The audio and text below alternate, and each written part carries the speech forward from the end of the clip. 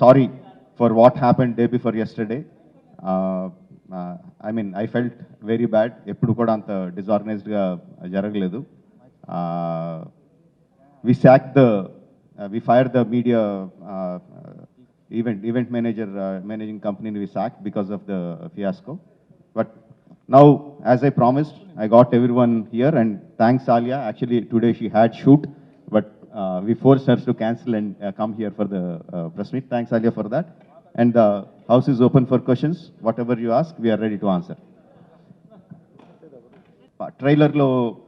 ట్రైలర్లో షాట్ లేదు, but similar shot అండి. ఇద్దరు బైక్ మీద వచ్చి షాట్ అది ఫస్ట్ తీసింది. నాకు ఆ షాట్ చూసిన వెంటనే అర్థమైంది వాళ్ళు మాట్లాడుకుంటున్న తీరు, డైలాగ్ చెప్పుకుంటున్న తీరు.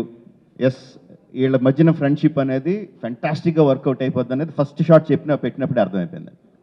సార్, డబ్బింగ్ అంటే తెలుగు, మలయాళం, మొత్తం ఆల్ లాంగ్వేజెస్ కదా సార్. మీకు ఏ లాంగ్వేజ్ ఏమన్నా ఇబ్బంది అయిందా తారక్ గారు అంటే డబ్బింగ్ చెప్పుకోవడం? నాకండి అవును సార్. మలయాళం చెప్పలేదండి. కాకపోతే మా డైరెక్టర్ గారికి కొంచెం కూనీ చేసేస్తున్నాం అని డౌట్ వచ్చి ఈ 4 లాంగ్వేజ్లకి సరిపెట్టారు. కష్టం అనిపించలేదండి, ఎందుకంటే మనకి పరిచయం ఉన్న భాషలే కాబట్టి. హైదరాబాద్లో పుట్టి పెరగడం వల్ల హిందీ కానివ్వండి, ఇండస్ట్రీలో ఉండడం వల్ల తమిళ్ కానివ్వండి, కన్నడ కానివ్వండి, పెద్ద కష్టమేం అనిపించలేదు. అంటే అఫ్కోర్స్ ఆయన ఏరి కోరి కరెక్ట్ అయినటువంటి గైడెన్స్ మాకు ఇవ్వడం జరిగింది. కన్నడకి వరదరాజు గారని, తమిళ్కి మదన్ కార్కి అండ్ ఆయన అసోసియేట్ విజయ్ గారు, తెలుగు అయితే ఆయనే ఉన్నారు. సో ఇలా మాకు గైడెన్స్ ఇవ్వడం జరిగింది. కష్టమేం అనిపించలేదు, కానీ చాలా ఆనందం వేసింది, ఇంకా చాలా బాగుండింది వేరే భాషల్లో చెప్తూ ఉంటే. తారక్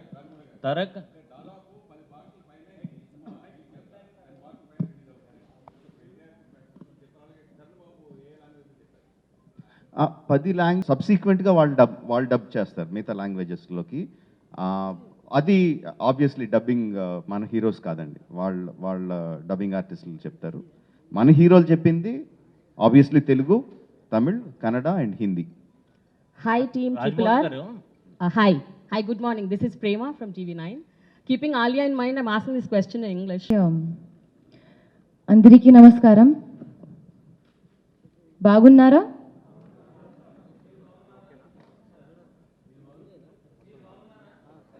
బాగున్నాను. మీ తెలుగు ట్యూటర్ ఎవరు?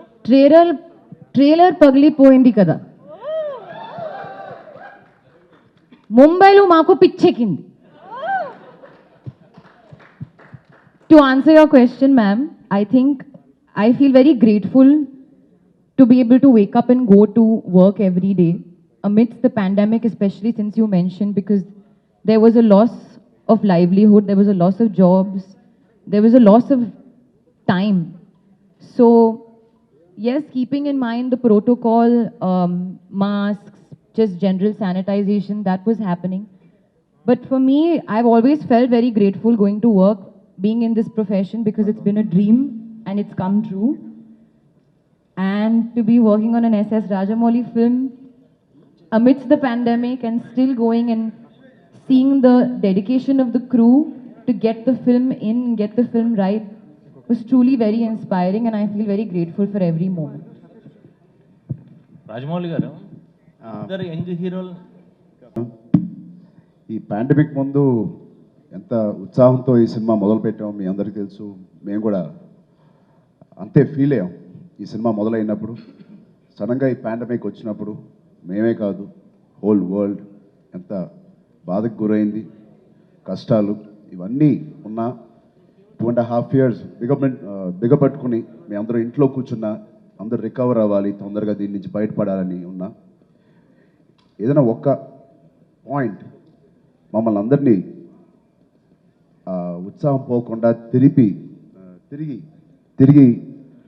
పాండమిక్ అవ్వగానే బయటకు వచ్చి సినిమా చేయాలి, ఎలా చేయాలి అవన్నీ ఆయన టీం అంతా వాళ్ళు చూసుకున్నా.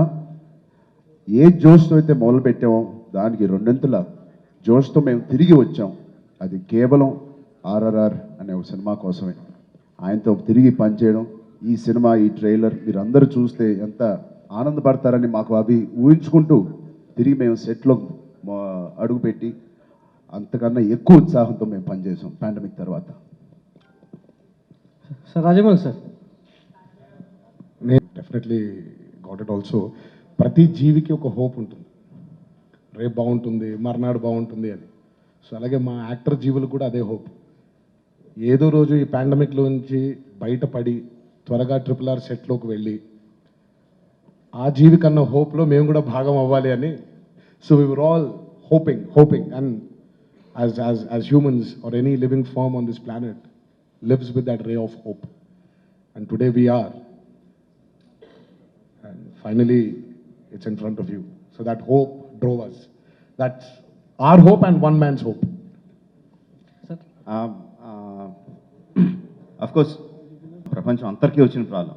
సో మన ఒక్కళ్ళే వెనకబడిపోతే కొంచెం భయం వేస్తుంది, అందరం ఆగిపోతే యాక్చువల్గా అంత భయం వేది. మనకి భయం వేసింది, కంగారు పడింది, అన్నిటి కూడా ప్రాణ నష్టం జరుగుతుంది అనేది విచ్ ఈస్ వెరీ సాడ్, మన చేతుల్లో లేనిది.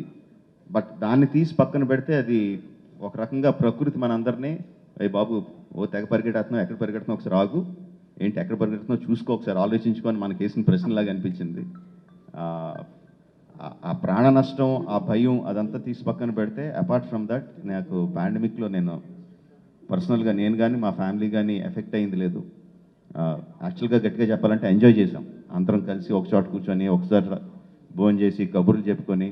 పాండమిక్ అయితే మేమైతే ఎంజాయ్ చేసామండి. రెట్టించిన ఉత్సాహంతో మళ్ళీ సినిమాలోకి దిగాం, బ్రహ్మాండంగా కంప్లీట్ చేసుకున్నాం. రాజమౌళి సార్, సతీష్ ఈటీవీ నుంచి సార్.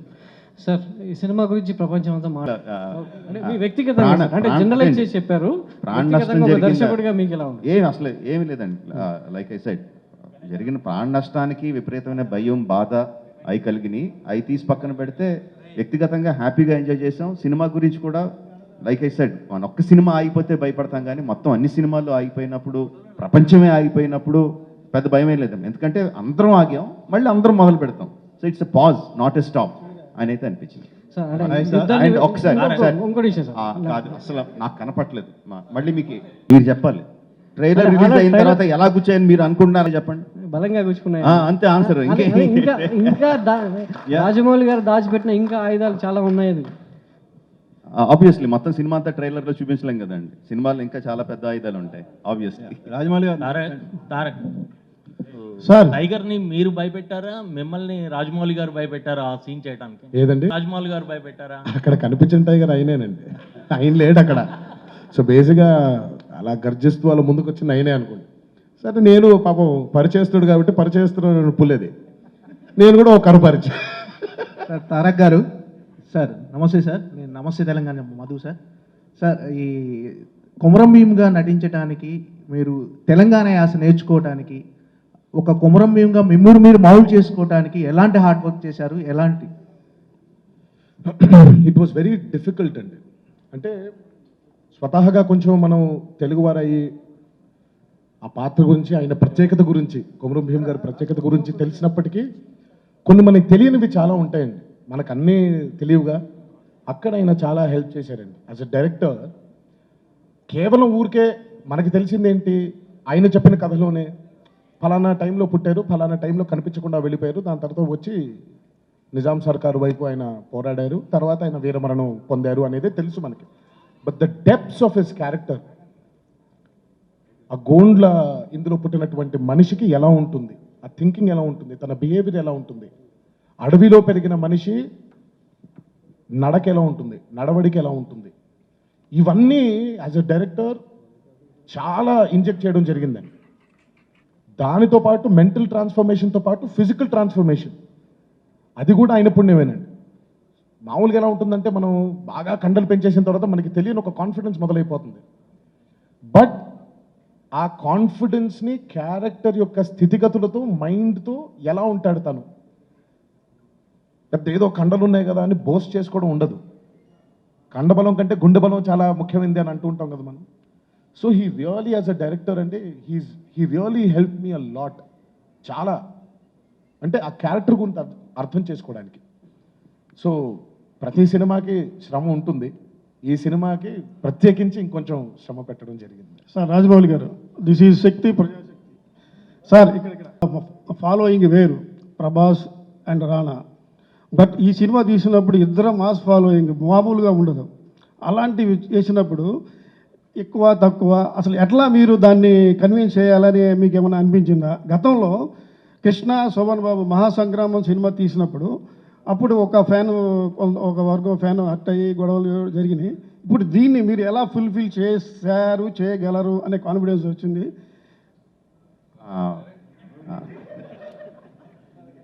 ఇంకా ప్రశ్న అడిగేసిన తర్వాత మీ ఫేస్ చూపించాను ఇంకా నాకు. ఓకే, నేను ఆ ఫోన్ చూస్తే మాట్లాడాలి. సరే, నాకు కొన్ని నమ్మకాలు ఉంటాయండి. కొంత సినిమాని ప్రేక్షకుడు ఏ విధంగా చూస్తాడు అన్న దాంట్లో కొన్ని క్లారిటీస్ ఉంటాయండి. అందులో నేను నమ్మి సిద్ధాంతం ఏంటంటే స్టార్ వాల్యూ అంటే నాకు బాగా తెలుసు.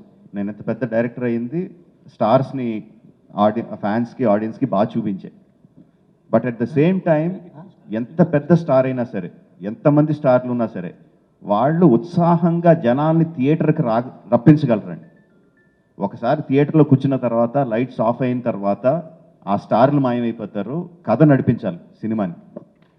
అది నేను బలంగా నమ్ముతాను. నేను క్యారెక్టర్లు రాసుకున్నప్పుడు సినిమా థియేటర్లు రప్పించడానికి young tiger, mega power star. But నా పాత్రలు పండించడానికి ఎన్టీ రామారావు, రామ్ చరణ్ తేజ్. యాక్టర్లుగా నాకు వాళ్ళు కావాలి. సినిమాకి రప్పించడానికే స్టార్లుగా కావాలి. నా కథని వాళ్ళకి చెప్పడానికి నాకు యాక్టర్లు కావాలి. ఆ యాక్టర్లు తీసుకున్నాను. వాళ్ళ మధ్య స్నేహాన్ని చూపించగలిగితే జనాలు కూడా ఆ స్నేహానికి రెస్పాండ్ అవుతారు తప్ప మెగా పవర్ స్టార్కి, యంగ్ టైగర్కి రియాక్ట్ అవ్వరు అని నమ్మానండి. సో ఆ నమ్మకంతోనే సినిమా తీశాను. సార్, నా పేరు సుబ్బారావు అండి, ఎన్టీవీ. నా క్వశ్చన్ తారక్ అండ్ చరణ్ గారికి. జనరల్గా మీరు ముందుగా రాజమౌళి గారితో పనిచేయడం ఒక యూనిక్ క్వాలిటీ ఉంటుందండి ఆయనకి. ఒకటి, ఆయన ఎంత అద్భుతంగా ఆలోచించగలరు. ఒక రూమ్లో కూర్చుని పెన్ తీసుకుని పేపర్ తీసుకుని రాయడం నుంచి మొదలుపెట్టి, ఒక ఆలోచన నుంచి మొదలుపెట్టి, దాని తర్వాత యాక్టర్స్ని పిలిచి మాకు చెప్పి, దాని తర్వాత సెట్లో మళ్ళీ మాకు అది చెప్పేటప్పుడు ఆ సీన్ ఏదైతే ఆయన ఎంత హోంవర్క్ చేసుంటారో అది ఎంత ఈజీగా ఉంటుందో మాకు. కేవలం ఆయన చెప్పింది చేస్తే మాకు దానికి ఆయన కన్విన్స్ అయితే అదే ఒక 100 మార్కులు మాకు. దానికి మించి మేము ఎక్కువ కష్టపడట్లేదు. బహుశా ఫిజికల్గా మా టైం ఇవ్వడం, మెంటల్గా మేము స్ట్రాంగ్గా ఉండడం, ఇన్ని రోజులు ఆయనతో ఉండడం, ఆయన ఏమేమి ఆలోచిస్తున్నాడో వాటికి మేము బలంగా మెంటలీ అండ్ ఫిజికలీ బలంగా ఉండడానికి మేము ప్రయత్నించాలి. మిగతా అదంతా హోంవర్క్. సత్యంగా ఐ స్వేర్ టు గాడ్, అది ఇక్కడ ఉన్నారని కాదు కానీ నిజంగా అంత ఈజీగా మా ప్రయాణం జరుగుతుంది. సార్ రాజమౌళి గారు, సార్ ఇక్కడ సార్ ఒక్క సీన్ అని చెప్పలేము కానివ్వండి, చిత్రమే కమిట్మెంట్. RRR కేవలం పర్ఫార్మెన్స్ కాదండి, it was the commitment we need to have as actors. నటులుగా ఆయనకు ఆ కమిట్మెంట్ ఇవ్వగలిగితే చాలు. దీనికి అదే చాలా కష్టమైంది. 3 సంవత్సరాలు దాదాపు మధ్యలో పాండమిక్ వచ్చిన యాజ్ సచ్ RRRకి కేటాయించిన రోజులు తక్కువైనప్పటికీ RRR గురించి ఆలోచించే రోజులు ఎక్కువ ఉండింది. పాండమిక్లో కూడా RRR తప్ప వేరే లాజిక్ లేదండి, మాకు వేరే ఆశ లేదు. ఎప్పుడెప్పుడు వెళ్దామా, ఎప్పుడెప్పుడు ఆ షూటింగ్లో భాగం పంచుకుందామా, ఎప్పుడెప్పుడు ఆయన పాత్రలో ఇమిడిపోదామని. So RRR movie as a commitment చాలా కష్టమైనటువంటి ఒక ఇదండి. So it was not one scene, the whole movie was a big commitment. NTR garu, cinema మీకు కరెక్ట్ అని భావించి మీరు ఈ సినిమా ఒప్పుకున్నారనుకోవచ్చా అదర్ లాంగ్వేజ్ విషయంలో? ఏమంటే నిజంగా మీరుకుంటామో చెప్పండి. అసలు అంత లేదండి అక్కడ. ఇప్పుడు సింపుల్, ఆయన మామూలుగా నేను ఓన్లీ తెలుగు సినిమా చేస్తా అంటాడు, లేదు నేను చేయను అని అంటాం ఏంటి మనం? సరే, ఇప్పుడు బాలీవుడ్ అదర్ లాంగ్వేజ్ ఎంటర్ అవడం పట్ల మీరు ఎలా ఫీల్ అవుతున్నారు? కాదు కాదు, ఒక్క నిమిషం. మా ఫస్ట్ లెవెల్ ఆఫ్ థాట్ ఏంటి, రాజమౌళి ఒక అద్భుతమైన దర్శకుడు, ఆయనతో ఒక జర్నీ ఉంది, చరణ్తో ఒక లెవెల్ ఆఫ్ జర్నీ ఉంది, నాతో ఒక లెవెల్ ఆఫ్ జర్నీ ఉంది. దాదాపు ఇండస్ట్రీకి వచ్చిన దగ్గర నుంచి నాకు తను బాగా తెలుసు, ఆయన ఇండస్ట్రీకి వచ్చిన దగ్గర నుంచి ఆయనతో ఒక సంబంధం ఉంది, ఒక రిలేషన్షిప్ ఉంది. ఆయన ఎప్పుడైతే వచ్చి ఒక కథ చెప్పాడో, యాక్టర్స్గా మాకు మంచి హై ఇస్తాడనే దానికి ఒప్పుకుంటాం. కానీ ఇప్పుడు నేను నిజంగా ఆ రోజు ఇప్పుడు హిందీలో తీస్తావా, మలయాళం తీస్తావా, తమిళలో తీయకపోతే నేను చేయను చెప్తాను ఇంకేం అది తర్వాత అంతా పాటలు అయిన పడ్డాడు. అది అయిన పాటలు ఒక రాజమౌళి గారు బ్యూటిఫుల్ కదండి. ఇది బోనస్ అనుకోవాలి. బట్ ట్రూ, ఐ మీన్ మేము ఒప్పుకున్న కోర్ పాయింట్ అది కాదు. తర్వాత ఏం చెప్పాడు, నేను ఇప్పుడు ఏ రోజు కూడా మేము అడగలేదు కదా చరణ్ గారు నేను కానీ ఇదేం పాన్ ఇండియా ఉంటుందా సినిమా అని అడగలేదు. ఆయన వచ్చి ఆఫ్ కోర్స్ ఇది పాన్ ఇండియా ఉంటుంది కదా అని ఓ రోజు చెప్పారు ఆయన. ఓహో అని అనుకున్నాం. తర్వాత మీరే డబ్బింగ్ చెప్పాలి అని అన్నారు. Rajamouli garu just before if there is అంటే she will be there for 10 minutes. మీకు ఏమైనా క్వశ్చన్స్ ఉంటే you ask her, but we will be here. మేము పారిపోం, మీరు అడిగి ప్రశ్న అన్నింటికీ సమాధానం చెప్పే వెళ్తాం. Sir, I'm Ramesh from Zee Telugu. Alia ji, యాక్చువల్గా మీ లైఫ్లో ఆర్ అనే లెటర్కి చాలా ఇంపార్టెన్స్ ఉంది. So it's RRR again. So how you enjoyed this title? It's related to your life also, your personal life also. ఏంటి మన నో సార్, మనకి మన ప్రశ్నలు వాళ్ళు కాపీ కొట్టాలి, వాళ్ళ ప్రశ్నలు మనం కాపీ కొట్టకూడదు. ఏంటి మీరు అసలు? సరే. I have a question for Alia. Hi. Aliaji, actually, we watched your highway. You looks like అంటే మీరు ఒక చిన్న క్యూట్ హీరోయిన్ అలా కనిపించారు కదా. So film 2 heroes in South top stars. So how you felt working with the 2 big heroes? So you have one question, 2 questions. So Pehla that's question cancelled. cancelled. That's cancelled. Okay. Cool. Now second question is how I feel working with both the heroes. Normally Bollywood heroines not to like do South films or Telugu films. But you ఇదిగో ఆ అమ్మాయి Telugu That's బ్రహ్మాండంగా not అర్థం true. చేసుకుంటుంది, I don't think that's true. బ్రహ్మాండంగా అర్థం చేసుకుంటుంది. I will speak on behalf of all the heroines. There's no such thing as, nobody will say I won't do this, I won't do that. It's on the opportunity, and I got possibly the opportunity of a lifetime, so I jumped at it. And I'm saying even now that I'm very open to doing South films. I really want to do it. I would like to challenge myself and make way into your hearts. So there's no such thing that won't do. Everybody wants to do, what comes naturally to them. How it was working with both of them, fabulous. They're both lovely guys, lovely to me, such big stars, but really are very, very caring and help me a lot, feed me, teach me. So I'm very grateful for this experience. It's gone very well, and we're having such a nice time even promoting the film. And working with Rajamouli sir has, like I said, been a dream come true. So I wish to continue and hope to be directed by him again. And I'll just answer your first question because it's fun. I love RRR. Alia, my question. Okay, one second. నేను ఒక ఆలియాని ఒక question అడుగుతాను. Alia, Tarak and Charan were continuously talking to each other in Telugu. No your మీకు dialogue ఇవ్వలేదు, మీరు ఆగండి. Okay,